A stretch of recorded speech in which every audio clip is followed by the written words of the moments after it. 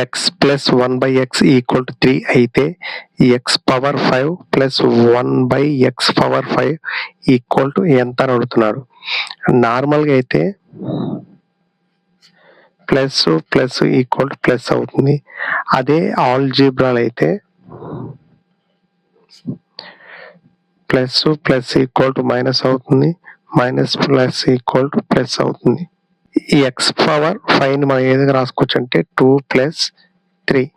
Formula n² ± 2. ఇక్కడ n అంటే ఎంత వస్తుంది? 3² ప్లస్ ప్లస్ ఏమవుతుంది?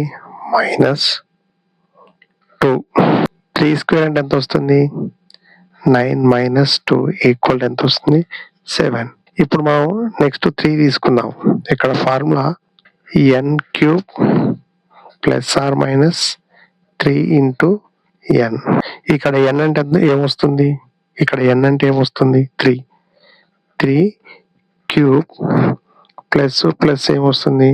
-3 × 3. 3³ అంటే ఎంత వస్తుంది?